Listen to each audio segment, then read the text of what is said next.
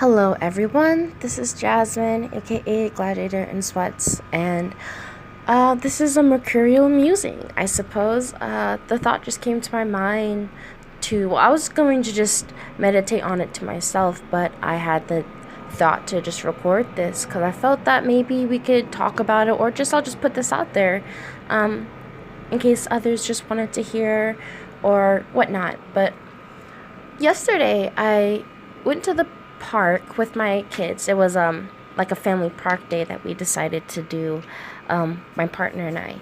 And so I don't want to make this too long, but just to kind of keep it long story short, we went to the park, and for me, I definitely was intentional about like making sure I wasn't really on my phone, like that this was really a moment to interact with my kids and have us just enjoy and ground and just be present. Wow, okay, so all the fans want to turn on. So my apologies for all the background noise. So yeah, I'll try to keep this short, but um ultimately, we enjoyed our time. It was definitely fun, and it's always a lot of fun to see my kids have fun. But I guess what I just started thinking about, not just now, but even yesterday as I was reflecting on it for myself, because I had pulled a personal reflection card at the beginning of the day and I didn't look at it, just so I could have a reflection card at the end of the day to look at, what it is to reflect on, or just to give me sort of like a journal topic.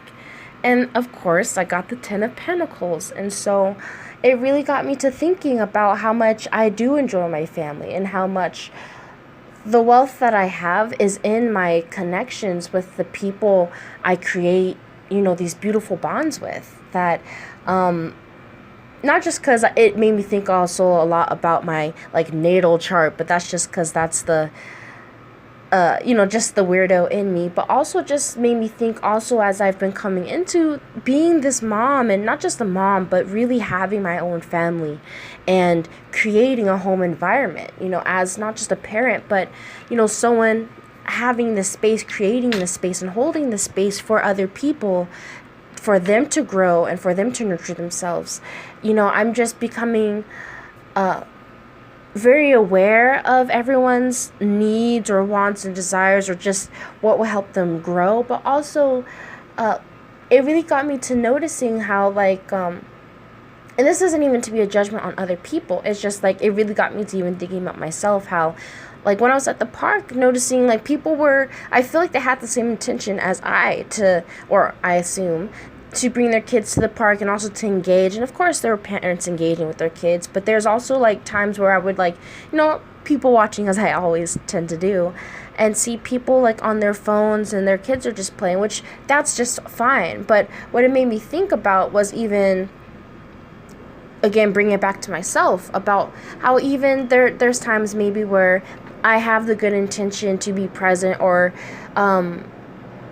the ways in which maybe I can spend too much time on my devices, even if I feel maybe I'm holding the good intention for what I'm doing with the device. Maybe even I'm not even on social media so much. Maybe I'm like doing quote unquote work, and I'm even becoming more aware of, like, or not even work, but it's really me, being in my element of study, and really seeing, okay, there is also a balance there of, just when we're just connected to other things just outside of what we're doing, there's always this need for balance. And then just made me think about the importance of maintaining these relationships, and I guess specifically with children, and also relating that back to ourselves again, because that's really my work, is seeing how everything reflects back on us, not in a sense where it's like, oh, it's a judgment, but like it's all meant to kind of show us something, or maybe kind of bring something to our mind to illuminate something, so that we're able to like integrate some truth or integrate some sort of like lesson.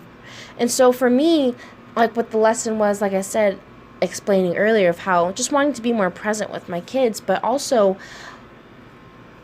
thinking about the whole reason why we take our kids to the park, and then like when we don't engage with them, or we don't, like, we think the park is for them. And I also was thinking about that because, like,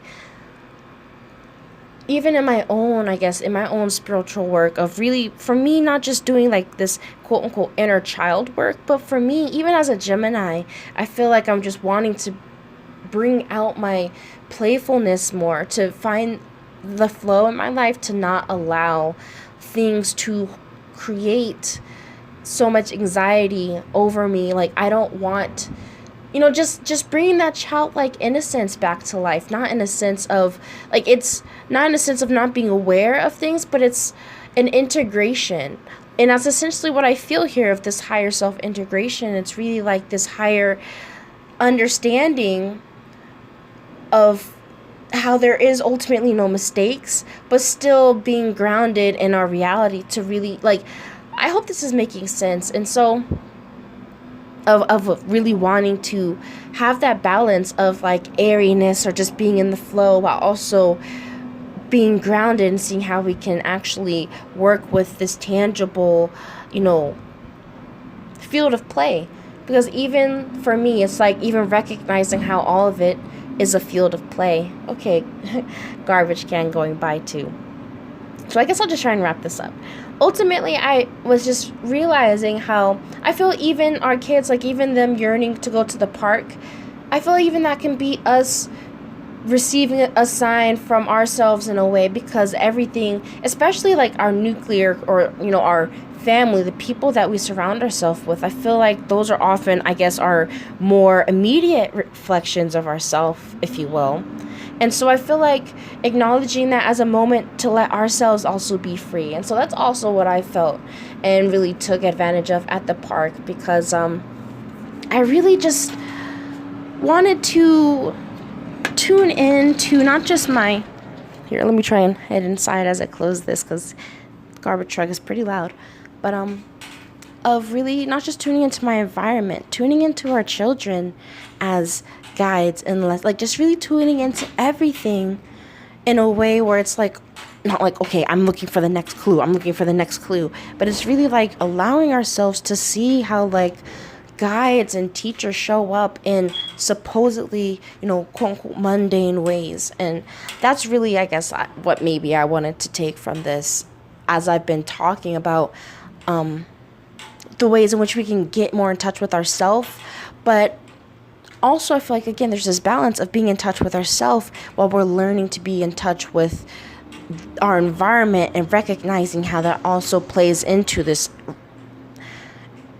relationship, not just with ourselves, but with others. Like, everything being this flow of energy exchange, and recognizing how energy exchange is not so much about like this like woo woo for a concept of like you gotta be in like a certain position. Like, that's not really what it's about. Like, I'm even wanting to try and break down a lot of these concepts that for me, even when I started learning, it just felt like I understood them, but just like, because I just feel like I'm just intellectually minded that way. But I know that it can just be heady, and I'm just like, these things, all of these magical and all these metaphysical things are so much more mundane. All these, in the sense that there's so much more like in this world and accessible in our everyday life, without needing to like really sit down and like, in a ritualistic like way, or a traditional way, in which we think we need to like sit down and like meditate with a specific like tune. And I mean, all these things are beautiful, but it's like working with our own worlds and seeing what our world's reflecting back at us. And if it's like, it's not reflecting what we like, or not even just what we like, but it's really looking past a just like egoic, like, oh, I don't like that because it just doesn't rub right with me, because that angers me. But like really trying to look deeper, and even acknowledging, okay, why does that anger you? So because it's really understanding the whys, and seeing those correlations between things. How, even like I was saying, how even seeing the correlations for me, seeing that my kids want to go outside a lot, and it's hot out here. So my excuse is often that it's too hot to go outside. And so this constant fight between my kids and I of wanting to go outside, I'm even like trying to look at those things, like these things that we consider like, oh, the parents right because it's too hot outside. But I'm really trying to humble myself and be like, well, is that really true? Is it really too hot? Or is it that it's too uncomfortable for me, or it's something that I'm not used to? So it's like I'm not even sure how to go about trying to find a way where he can play outside and it's not gonna burn him out or give him like a heat stroke or anything, or he's gonna burn his hands on the playground. Because even the first instinct is like, okay, let's take him to a playground. It's like, if these things aren't working, we can be more creative. And I guess it's just inspiring me to be more creative, be more present, see how the tools are all already here, and that I don't feel like I need to, like, not just like necessarily go out, but like, oh, buy my son another toy to interact with him, when it's not necessarily just me that can interact with him, but even just providing him with a more creative environment, or even just more interactive, more adaptive environment. And even again, like I was saying, recognizing how even maybe that's even a part of me, that's recognizing that I want to be more creative, I want to be more playful, I want to be able to do things with a little bit, more or less regard to the external circumstances. And that's true. There is a big part of me, honestly, that wants to be able to just do what I want to do regardless of what's necessarily going on, because not just that I can push through it, but that does it ultimately hold that much bearing over what I want to do. If my heart is really guided there and I don't feel right doing anything else, what else can I do? So I don't know. It just really led me to a lot of profound thoughts. And yeah, I guess I'm just going to end this here, like I said. And even if you take nothing from this, or even if it made absolutely no sense, I guess I just want to leave it with people that not necessarily, hey, you need to turn into your kids. That's not the message that I really want to hear. But it's tuning into more of the environment, because the messages are always here. The messages have always being sent. There's always a transmitting and receiving of information. It's deciding what you're tuning into that matters. It's deciding, not just deciding what you are tuning into, but even if what you're tuning into is that actually manifesting or creating the feeling or the environment or the action that you are trying to act on, or whatever, all of this, I feel, again, resonates back to all what I was talking about resonancy and attunement. And even like a radio dial, all about us fine-tuning ourselves through self-care and self-awareness. We're actually going to be able to work and create the world that we want through our bodies, using our bodies as, a conduit of the messages that need to be received, and allowing things like synchronicity to guide us to where it's not necessarily about always acting, but the inspired acting, the intentional action, not just like, okay, I'm doing this because I feel like I know, or not even feel like I know, but like because I'm told that this is what has to be done. Or that's like the difference between, putting out like 20 million like job applications, for example, and having them all be like a basic, bland resume, and you actually tuning into something that you really desire, something that actually resonates with you, or is actually and really like, okay, I want to give that my all, and then resonate with that, and then leave it to the universe in the sense, if it's going to work for me, then it's going to come. And then if it doesn't, and working to release that attachment to where, okay, then I'm moving on to the next thing. I'm moving on to the next sign, and really fine tuning what feels like a good sign, what feels like a great sign. And then when you can feel like, oh, that's something I have to go after.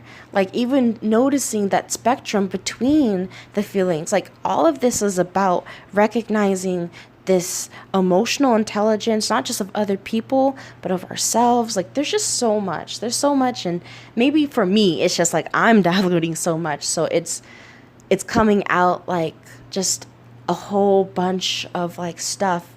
But again, I hope that this made sense, and maybe I'll just expound on these things further as I go back and listen to this and just kind of write these things down, put these in a more tangible and more, I guess, linear way that I can look at it. But yeah, thank you so much for listening to me, letting me ramble. And yeah, check out any of the previous content if you feel called to. Otherwise, I'm recording this on Wednesday, so I hope you all have a wonderful Wednesday and just a wonderful rest of the week. So as always, I wish you many blessings and I send you my love. Peace.